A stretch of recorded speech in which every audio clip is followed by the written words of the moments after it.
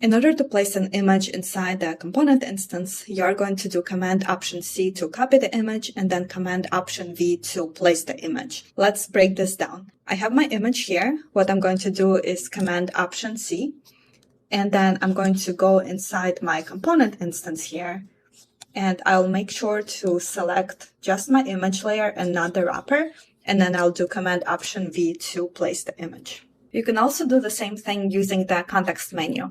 So I'm going to open the menu, go to copy paste, and then I'll do copy properties for my image. And then again, I want to make sure that I'm selected on my image layer here, and I'll go to the menu and I'll do paste properties. A quick note on why I need this image wrapper frame here. So as you can see, when I have this selected, I do have a slight shadow applied here, as well as border radius. And when I'm selected on the image layer, you can see that I don't have any of those properties applied. And there is a reason for that.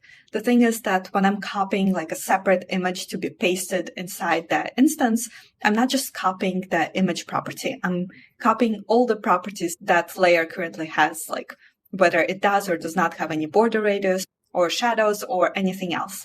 And what ends up happening, if I did not have this wrapper frame, all of those properties would get lost. So to demonstrate, I made a different component. Here, as you can see, we only have the image layer. So what I'm going to do, I'm going to make an instance, and then we'll return to our image here, and we'll copy the properties, and then we'll paste them in here.